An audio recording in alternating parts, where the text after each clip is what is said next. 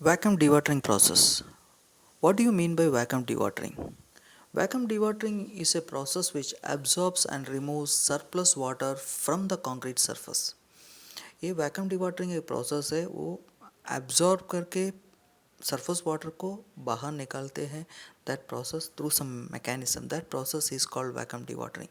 And I say after vacuum dewatering the strength will be increased, durability and other properties ये सब increase हो जाता है. This is just because of reduction in water cement ratio, and this is the methodology of vacuum dewatering.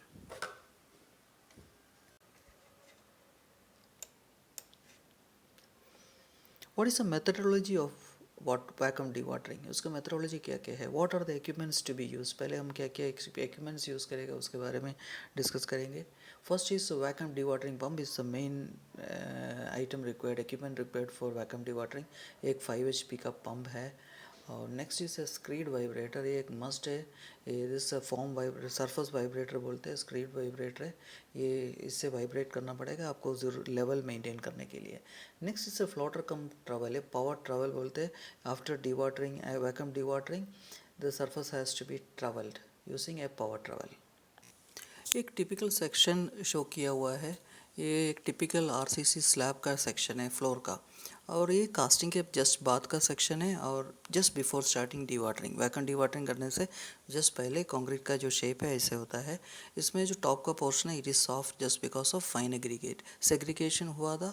और उसके बाद जो जितना भी कोर्स एग्रीगेट है वो थोड़ा नीचे चला गया, और ऊपर में फाइन एग्रीगेट ही रहा था. और इसके ऊपर मैट लगाते हैं, मैट के साथ एक सक्शन पाइप फिक्स किया हुआ है, and through that section pipe water is been absorb. अभी नेक्स्ट जो सेक्शन है उसमें आफ्टर डिवाटरिंग, डिवाटरिंग प्रोसेस के बाद क्या होता है. डिवाटरिंग प्रोसेस का जो पर्पज़ है, ये जो मैट ऊपर लगाते हैं उसके साथ एक सक्शन पाइप लगाते हैं, और वो सक्शन पाइप से वो पानी को सक करके एक पंप से थ्रू बाहर जाता है.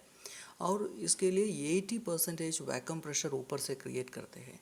That is this just as shown in the figure. 80% vacuum pressure ऊपर से क्रिएट करते हैं, और जो सक्शन पाइप से पानी को सक करके पंप के थ्रू बाहर निकालते हैं. And this is the method of vacuum dewatering. और आफ्टर डिवाटरिंग, वैक्यूम डिवाटरिंग, ये जो टिपिकल सेक्शन में आप देखा होगा, the total coarse aggregate, fine aggregate का यूनिफॉर्मिटी आ चुका है. This area preparation for work methodology का पहला पार्ट है area preparation. The area has to be divided into panels, और maximum size of the panel shall be kept at 4 metre. 4 metre ही रखना चाहिए पैनल का साइज़. उसके बाद आपको रीइंफोर्समेंट लेइंग करना चाहिए. और the side shutter shall be made from channels. Batten से यूज़ नहीं करना है, चैनल से यूज़ करना चाहिए. And the thickness of the top of the channel and the floor level has to be matching, एक ही लेवल पे होना चाहिए. और track rails has to be provided on 2 sides for movement of surface vibrator. ये surface vibrator move करने के लिए आपको ट्रैक रेल्स लगाना चाहिए. इतना आपका प्रिपरेशन है. और जो रीबार है इट विल बी कंटिन्यूस, और 15 मीटर में एक्सपेंशन जॉइंट होता है, उधर ही कर्टेल होता है. Otherwise this rebar will be continuous. और इसके बीच में आपको ओनली रीबार के टॉप में ही शटर्स लगाना चाहिए. पिक्चर में आप सरफेस स्क्रीड वाइब्रेटर का पिक्चर शो किया है. Next is placing of concrete and surface vibration and vacuum dewatering. Concrete of the required grade shall be done horizontally from one end, एक side से दूसरे साइड आपको concrete करके जाना पड़ेगा. And vibration, normal vibrator has to be used. पहले आपको normal vibrator use करना चाहिए. After completing laying of 1/3 panel lay होने के बाद the surface vibrator shall be fixed and run over the concrete. ये 2 बार आपको सरफेस वाइब्रेटर रन करना पड़ेगा पूरा एरिया होने के बाद. After completing the total area, vacuum dewatering shall immediately start. और वैक्यूम डिवाटरिंग के लिए उसके पास that top cover has to be placed and mat has to be placed. Then वो सक्शन पाइप उसमें जोड़ना चाहिए, and suction pipe will be connected to the pump. ये अभी पिक्चर में दिखाया था. This is the top cover fixing. Next is the vacuum pump has to be started, and it shall be run for 2 minute per centimetre thickness of concrete slab. आपका जो 2 minute per centimetre thickness के हिसाब से आपको इसको run करना पड़ेगा। और एटमॉस्फेरिक प्रेशर है, कंप्रेस करते हैं और पानी को स्क्यूज करते हैं, that water will be sucked by the pump and thrown out. Water content will be reduced by around 20 to 25%. The concrete is left to dry. उसके बाद कंक्रीट को ड्राई होने के लिए थोड़ा सा वेट करना पड़ेगा, so that someone can walk over it, कोई उसके ऊपर चल सकते हैं। Then by using power trowel the surface is finished. If any non metallic hardener is to be applied, the same has to be spread before trowelling. Trowelling होने के साथ साथ वो नॉन मेटेलिक हार्डनर है उसको भी स्प्रेड करना है। ट्रैवल का जो पिक्चर दिखाया था, this is the method of vacuum dewatering. The surface has to be पॉन्डेड।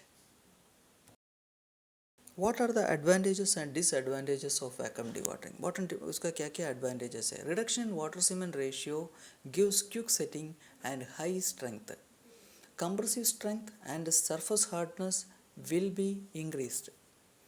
Higher accuracy floor with less permeability and improved abrasion resistance and void free denser and crack free surface. इतना advantages है ये इसके बारे में, ये जो vacuum dewatering का। Then what are the disadvantages?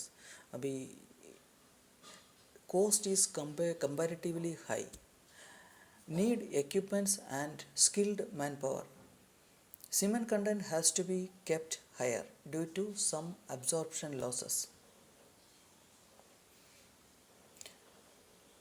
This vacuum dewatering can only be adopted in a large area due to high initial investments. These are the disadvantages. And application of vacuum dewater flooring, ये कहाँ कहाँ apply करते हैं? Normally जितना भी industrial commercial applications, residential application है, इसको apply करते हैं। That is pavement floors, power plant, steel plant, cement plants, refineries, floors of factories, warehouses, everywhere it is being used. Runways, launch pads, commercial basements, malls etcetera, car parking, सब जगह पे ये use करते हैं। और ये जो residential application में भी जितना भी बेसमेंट्स का car parking, pavements, driveways etcetera, it's being used. And hope you have understand the subject and including the application of vacuum dewater flooring.